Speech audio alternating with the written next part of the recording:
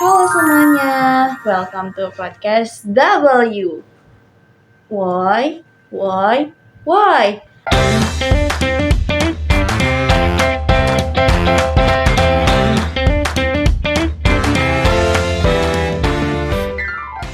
Nah, kesempatan kali ini akan membahas sangat-sangat boom, yaitu sejarah Jepang menjadi negara imperialisme.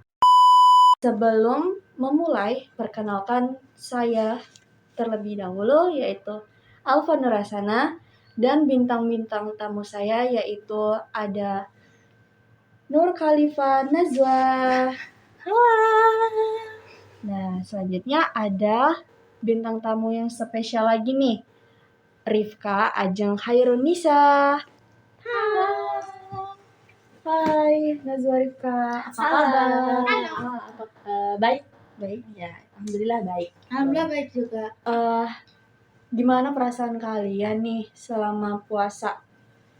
Apakah lemah, letih, lesu, dan pokoknya yang merasa kalian gak enak lah pergi sekolah gitu, mager lah, lapar, atau pengen aja rebahan terus? Pastinya ya kalau lapar pasti, haus juga pasti lah ya. Apalagi kalau misalnya belajar apa nggak meledak otak, tapi kita tetap jalani saja gitu. Oke, mungkin menurut saya sebenarnya kalau puasa itu kita tidur aja di rumah, berfokus beribadah. Tapi mungkin beberapa materi di sekolah ini karena keterbatasan waktu, jadi kita harus mengejar. Dan ya kita enjoy aja belajar selama puasa di sekolah gitu. Kalian kan kita udah duduk di kelas 11 nih. Mungkin tips kalian apa aja ya untuk persiapan adik kelas biar tahu apa aja sih yang harus dipersiapkan gitu. Kalau dari aku sendiri ya, yang harus dipersiapkan tuh cuman fisik dan mental. Lalu juga siap-siap untuk bergadang karena tugas-tugas dari kelas 11 ini tuh benar-benar mind blowing dan out of the box gitu. Kreatif banget pokoknya. Siap-siapin banyak uang aja karena di kelas 11 nanti kita bakal ada praktek-praktek atau membuat project yang lebih pokoknya kalian enjoy aja jalan kelas 11-nya. Ntar lama-lama bakal asik sendiri kok. Jadi itu ya guys, buat adik kelas yang mau persiapan kelas 11 pokoknya itu. Itu ya, pokoknya itu ya guys. Iya. Kalian bakal merasakan sendiri kok. Benar, Ya. semangat ya. Tanpa berlama-lama, kita mulai ke inti acara aja ya. Nah, yang seperti kalian tahu, Jepang perjalanan sebagai negara imperialis di mana dulunya tertutup, dunia luar justru berkembang menjadi kekuatan imperialisme yang disegani. Ya. Dari kebijakan Shokoku, resotasi Meiji, hingga ekspansi militer Jepang di Perang Dunia. Semuanya akan kita bahas sebahas-bahasnya, sejelas-jelasnya, dan sedetail-detailnya oleh bintang tamu spesial saya ini kepada Najwa dan Rifka. Oke? Sebelumnya saya minta tolong ke Najwa untuk bisa tolong jelaskan secara singkat bagaimana Jepang menjadi negara imperialisme. Nah, jadi awal mulanya itu ya, Jepang itu adalah negara tertutup sebelum Jepang sudah semaju ini ya. Nah, menjadi negara tertutup itu karena adanya politik Shokoku. Nah, Shokoku itu artinya negara tertutup. Nah, kebijakan ini tuh berasal dari Jepang yang diterapkan oleh pemerintahan Shogun Tokugawa Iemitsu. Nah, FYI, jadi sistem politik, sosial, ekonomi di Jepang dipegang oleh 3 tahta, yaitu kaisar atau raja, lalu juga ada shogun, yaitu komandan angkatan bersenjata, juga ada daimyo, yaitu gubernur wilayah. Nah, pada masa itu, dari ketiga tahta ini, shogunlah yang paling berkuasa. Oke, kan? Jadi kita kembali ke topik. Nah, politik Shokoku ini adalah politik di mana Jepang melarang Jepang atau shogunnya ini melarang orang-orang Jepang untuk pergi ke luar negeri dan juga melakukan pembatasan yang sangat ketat terhadap pedagang negeri lain dari negeri lain gitu ya. Nah, tujuannya adalah untuk mengurangi pengaruh asing di Jepang, terutama di Portugis. Untuk di Portugis ini gimana sih membawa pengaruh besar dari negara Jepang? Jadi waktu itu Portugis masuk ke Jepang pada saat adanya perang saudara yang terjadi di Jepang atau Sengoku. Nah, kedatangan bangsa Portugis ini menjadi pengaruh yang besar bagi Jepang karena dikenalkannya senjata api atau Tanegashima dan juga berkembangnya agama Kristen Katolik yang ada di Jepang situ ya. Jadi itu penyebaran agama Kristen Katolik itu disebabkan oleh Portugis. Nah, terutama di bagian selatan Jepang atau kota Nagasaki. Nah, berkembangnya agama Katolik ini membuat penganut agama Kristen terlibat dalam pemberontakan Shimabara, yaitu dipimpin oleh Shiro Amakusa dan dibantu oleh Portugis. Nah, akibatnya Shogun mulai melarang penyebaran agama Katolik dan juga mengusir Portugis dari Jepang. Selain itu, Shogun ini juga melakukan pembatasan pada kapal-kapal Eropa yang berlabuh dan juga melarang orang Jepang untuk pergi ke negara lain atau ke negara asing gitu. Nah, pada saat itulah politik Shokoku diberlakukan. Nah, sejak kebijakan Shokoku ini diberlakukannya, hubungan perdagangan Jepang dengan negara lain itu sangat terbatas. Seperti perdagangan antara Jepang dan Cina dilakukan melalui pelabuhan Nagasaki. Lalu juga ada perdagangan dengan Korea itu terbatas pada domain Tsushima. Lalu juga ada perdagangan dengan orang Ainu atau orang asli Jepang itu terbatas pada domain Matsumae di Hokkaido. Lalu juga hubungan dagang dengan kerajaan Ryukyu hanya dapat dilakukan di domain Satsuma. Namun, meskipun hubungan perdagangan Jepang dengan negara lain itu sangat terbatas, Jepang masih tetap terlibat dalam diskusi bersama Belanda dan Korea. Itu ditujukan agar seluruh aktivitas perdagangan tidak terganggu. Jadi politik Shokoku ini berjalan sekitar 200 tahun lebih dari tahun 1639 sampai 1854. Nah, kebijakan Shokoku berlangsung hingga dibukanya Jepang secara paksa akibat ekspedisi dari Commodore Matthew Perry dari Amerika Serikat. Jadi waktu itu Perry memimpin armada kapal perang yang dikirim oleh Presiden Amerika Serikat yaitu Millard Fillmore untuk memaksa pembukaan pelabuhan Jepang bagi pedagang yang ada di Amerika Serikat. Nah, Amerika Serikat juga tidak segan-segan nih memberikan ancaman kapal perang jika diperlukan. Nah, jadi Amerika Serikat memaksa Shogun untuk menandatangani perjanjian damai dalam Konvensi Kanagawa pada 11 Maret 1854. Untuk perjanjian Kanagawa itu yang ditandatangani oleh Amerika Serikat tersebut apa sih isinya? Nah, jadi melalui perjanjian tersebut, Jepang setuju untuk membangun hubungan diplomatik formal bersama dengan Amerika Serikat dan juga negara-negara barat lainnya seperti Inggris dan Rusia. Nah, akibat penandatanganan tersebut, Jepang mau tidak mau harus membuka kembali hubungan dagang mereka bersama dengan negara-negara lain. Nah, lalu datangnya kapal hitam itu hingga Perang Boshin menjadi akhir dari pemerintahan Shogun. Nah, tahun-tahun tersebut merupakan tahun-tahun berakhirnya zaman Edo Kesogunan Tokugawa. Nah, selain itu, praktek kebijakan Shokoku juga berakhir. Setelah kebijakan Shokoku mulai berakhir, pemerintah mulai beralih nih dari pemerintahan yang feodal kesogunan menjadi ke pemerintahan Meiji. Nah, selanjutnya kita akan membahas sejarah restorasi Meiji disampaikan oleh Rifka. Jadi di sini saya akan menceritakan nih bagian dari restorasi Meiji, ya kan?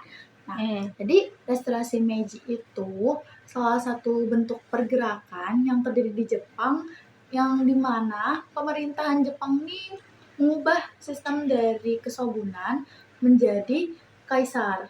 Nah, karena hal ini terjadi, Jepang yang awalnya menutup diri menjadi lebih terbuka kepada pengaruh asing.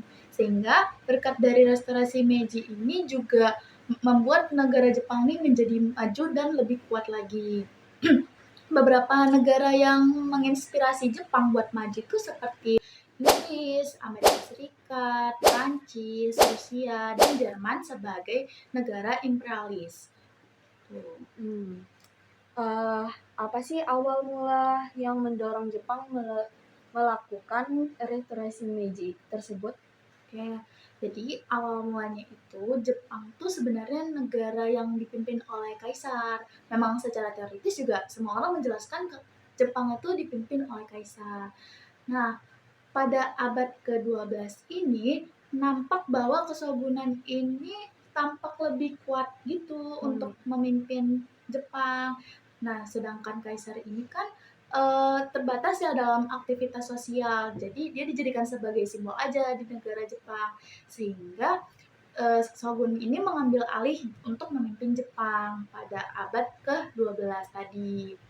Nah, ketika shogun ini mengambil alih pemerintahan Jepang, tidak jarang terjadi pemberontakan dan peperangan di Jepang.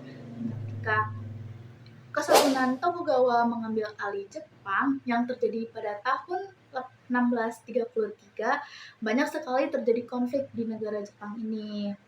Tuh. Dan selanjutnya para warga Jepang ini mendesak untuk mengubah sistem di Jepang ini dari kesogunan menjadi kaisar kembali, dan seluruh negara-negara di dunia juga menuntut Jepang untuk membuka kembali dirinya agar bisa melakukan hubungan perdagangan kepada negara-negara lain, sampai pada akhirnya yang dijelaskan oleh Nazwa tadi, Commander Matthew Perry datang dan berlabuh di Jepang, dan sehingga mereka melakukan hubungan perdagangan dengan Amerika Serikat pada tahun 1853. Selanjutnya, ketika Jepang ini sudah mulai membuka diri, rakyat Jepang ini mengaku bahwa kesogunan ini mengingkari janji kepada rakyat, karena awal mulanya kan Jepang ini negaranya tertutup, kok tiba-tiba jadi terbuka lagi, dan sehingga ada juga berbagai faktor internal kayak semenjak kesogunan yang memimpin Jepang nih terjadi krisis ekonomi yang banyak, kemudian keteguhan dari kesogunan Tokugawa ini juga udah mulai runtuh gitu, sampai akhirnya para kaum anti shogun itu mulai bermunculan dan mereka tuh menguasai wilayah Satsuma dan Chosu di Jepang, dan tentunya mereka juga menjalin kerjasama dari negara lain hingga akhirnya pada tahun 1866 mereka berhasil untuk membentuk kelompok militer untuk mendukung kekaisaran Jepang. Nah, selanjutnya itu setelah kekaisaran Meiji ini maksud saya setelah kaisaran Komei ini meninggal, negara Jepang ini dipimpin kaisar oleh Kaisar Matsuhito atau nama lainnya itu Kaisar Meiji.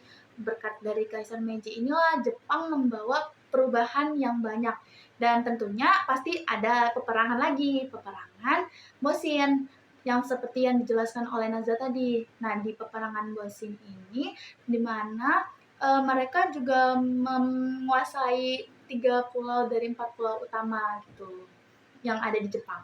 Nah, tadi kan ada pro kekaisaran tuh. Apa saja sih pulau-pulau yang berhasil dikuasai oleh pasukan kekaisaran tersebut? Nah, jadi pulau-pulau yang berhasil dikuasai itu diantaranya ada Kyushu dan Shikoku, dan yang terakhir itu ada Honshu.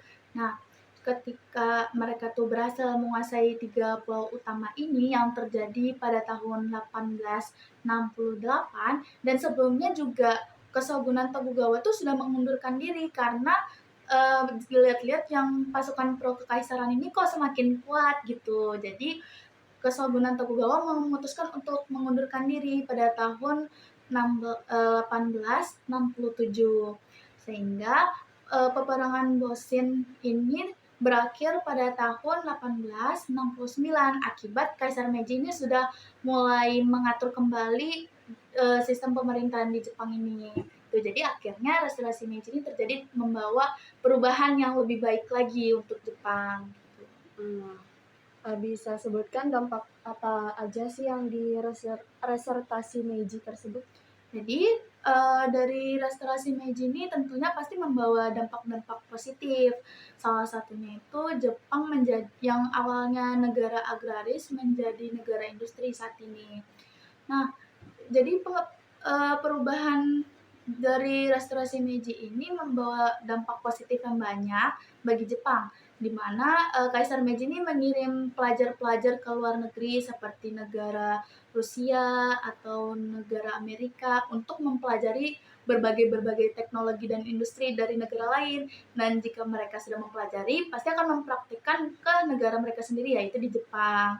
Karena kan saat ini kan dulu Jepang itu minim banget yang namanya teknologi dan industri. Karena mereka ingin maju, jadi Jepang tuh mengirimkan berbagai pelajar dan mereka juga mendatangkan ahli dan pakar dari berbagai negara untuk mengajari para warga-warga yang ada di Jepang ini.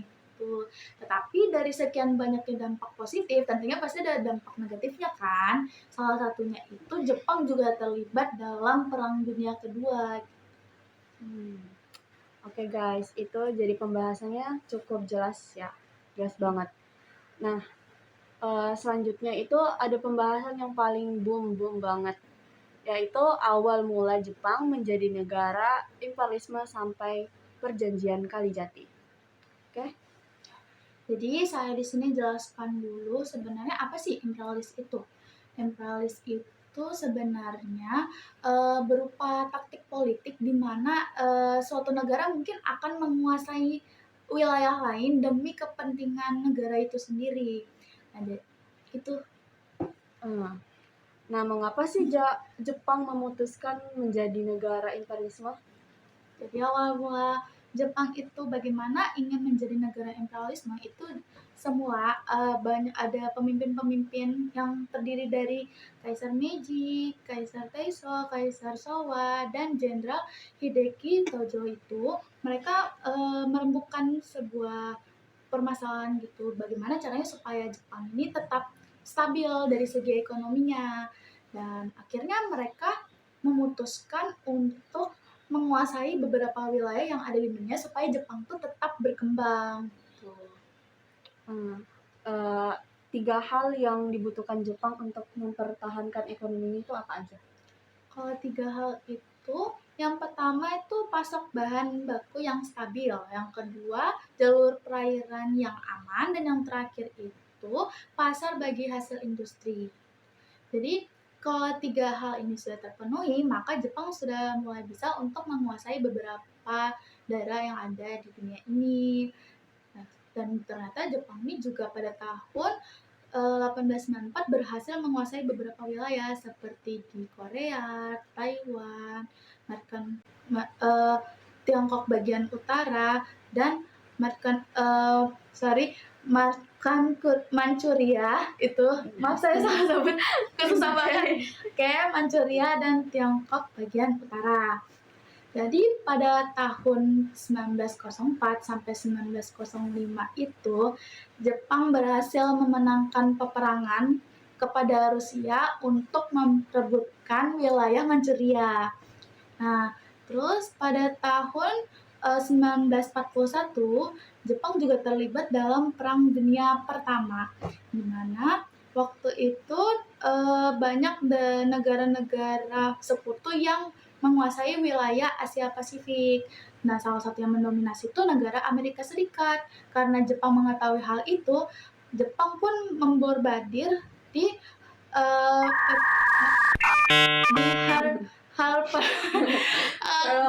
Harbor itu ya. Di Pearl Harbor itu Jepang memborbardir Pearl Harbor supaya si Amerika Serikat ini tidak bisa mendominasi wilayah Asia lagi. Nah, dan itu terjadi pada tahun 1941 tadi ya. Terus selanjutnya itu Jepang juga menguasai daerah-daerah Laos, Kamboja, Vietnam yang berupa hasil dari penjajahan Prancis tadi. Dan tentunya yang terakhir tadi yang saya bilang dampak negatif dari restorasi Meiji itu, Jepang juga ikut terlibat dalam Perang Dunia Kedua. Oke, jadi kesimpulannya itu dari yang tadi saya sebutkan, sebenarnya Jepang itu setelah kejadian Perang Dunia Kedua tadi itu, Jepang ini kan negara yang sangat butuh minyak ya. Dan Amerika Serikat ini membutuhkan taktik supaya Jepang ini tidak bisa menguasai daerah-daerah lain yang sudah dikuasai oleh Amerika Serikat. Mungkin karena Amerika Serikat ini membalaskan dendamnya, Amerika Serikat pun memblokade pasokan minyak di wilayah Pasifik, sehingga Jepang ini kesulitan untuk mendapatkan pasokan minyak. Maka dari itu ia mencari negara atau wilayah yang bisa dikuasain atau enggak penghasil minyak terbesar. Nah, salah satunya Indonesia yang dijajah oleh Jepang. Nah ya, jadi Jepang itu pertama kali masuk ke wilayah Indonesia itu pada tanggal 11 Januari 1942, tepatnya itu di Tarakan, Kalimantan Timur. Nah, setelah Jepang menguasai Tarakan, ini Jepangnya mulai rakus nih. Dia mulai menguasai beberapa wilayah yang ada di Kalimantan Timur seperti di Balikpapan, Pontianak, Samarinda, dan Banjarmasin. Nah, pada tanggal 14 Februari 1942 nih, Jepang mulai semakin meluas penyerangannya, yaitu mereka mengerahkan pasukan untuk menyerang dan menguasai wilayah Sumatera. Dan akhirnya mereka berhasil untuk menguasai wilayah Palembang dan sekitarnya. Nah, serangan puncaknya itu ada pada saat pasukan Jepang mulai menyerang Pulau Jawa dan mulai menduduki kota-kota penting seperti Batavia dan Bandung. Nah, terus untuk mengambil hati orang Indonesia nih, Jepang mulai mengeluarkan semboyan propaganda yaitu 3A, yaitu Jepang Pemimpin Asia, Jepang Pelindung Asia, dan juga Jepang Cahaya Asia. Nah, karena orang Indonesia sudah terlalu lelah terhadap penjajahan yang ada di Belanda sebelumnya, orang Indonesia mulai percaya dengan semboyan propaganda itu dan mulai mengharapkan Jepang untuk mulai mewujudkan propaganda tersebut. Nah, serangan Jepang ini terbilang sangat cepat ya, sehingga Belanda ini kesulitan untuk membendung serangan kilat tersebut. Hingga akhirnya Belanda mulai menyerah tanpa syarat kepada Jepang dalam perjanjian Kalijati atau bisa disebut sebagai kapitulasi Kalijati. Nah, untuk tokoh-tokoh yang menghadiri kapitulasi Kalijati ini tuh hanya dihadiri oleh petinggi-petinggi militer seperti Belanda nih. Belanda tuh diwakili oleh Gubernur Jenderal Hindia Belanda yaitu Jarda van Starkenborg. Lalu juga Panglima Angkatan Perang Hindia Belanda yaitu Hendrik ter Porten. Jadi Letnan Jenderal Hendrik Ten Porten gitu ya. Susah namanya. Susah banget. Nah, lalu untuk Jepang itu diwakili oleh Jenderal Hitoshi Imamura. Tuh. Eh, itu kan ada perjanjian Kalijati. Bisa sebutkan isinya apa aja? Nah, jadi isi perjanjian Kalijati ini tergolong singkat ya. Nah, Belanda itu diminta menyerahkan atau ceritanya itu mengerahkan seluruh wilayah kekuasaannya di Indonesia kepada Jepang tanpa syarat. Jadi Letnan Jenderal ter Porten itu menyerahkan kekuasaannya kepada tentara ekspedisi Jepang yang dipimpin oleh Jenderal Hitoshi Imamura. Nah, selama Jepang mulai berkuasa di Indonesia, Jepang pun mulai merombak pemerintahan sipil Hindia Belanda. Nah, di bawah pendudukan Jepang ini terdapat 3 pemerintahan militer Jepang. Berpusatnya itu ada di Batavia, Bukit Tinggi, dan Makassar. Nah, pusat dari pemerintahan militer ini dipimpin oleh kepala staf yang bergelar Gunsenkan. Dampak dari perjanjian Kalijati ini ternyata tidak membawa Indonesia ke kondisi yang lebih baik. Nah, Jepang ini hanya membawa janji manis nih tentang propaganda 3A. Pada nyatanya ia tidak mewujudkannya untuk Indonesia. Jadi, Jepang mulai menjajah Indonesia dengan bengis dan kejam. Dan masa penjajahan Jepang terhadap Indonesia itu berlangsung selama 3,5 tahun gitu. Wow, sangat panjang ya. Iya. Ternyata nggak terasa guys, sudah sampai di pengunjung acara. Ternyata perjalanan Jepang memang banyak sekali kejutan-kejutan. Dari isolasi ke imperialisme, ke kejayaan kehancuran, dan sampai akhirnya bangkit kembali sebagai salah satu negara paling maju di dunia. Bagaimana menurut kalian kalau Jepang tidak memiliki jalur imperialisme? Apakah mereka tetap bisa menjadi negara maju seperti sekarang? Ya. Nggak tahu ya guys. knows? Oh, knows. Cukup sampai sini aja. Saya Alfana Hassana dan saya ucapkan terima kasih banyak kepada Rifka dan Najwa untuk menyempatkan waktunya berpodcast dengan saya. Ya, terima kasih juga ya sudah Terima kasih. mengundang kami juga. Ya, maaf jika mungkin di antara kami ada kekurangan dari soal-soal penyebutannya karena mulut kami ini tidak terbiasa. Ya, terlibat gitu ya. Apalagi Terlibat. Iya. apalagi dengan nama-nama di Belanda itu ya kan susah. Sama-sama luar, Jarda, Pantek, gitu. Nama-nama Susah. di Jepang juga susah-susah. Iya, Nama lokasi. Ya, ya, manusia nggak ada yang sempurna, guys. Iya, yang sempurna hanya milik Allah Subhanahu wa taala. Masya Allah, Masya Allah. Bulan puasa ini. Nah, segitu aja. Saya ucapkan pamit undur diri. Sampai jumpa di podcast selanjutnya. Wow, wow, wow. Bye.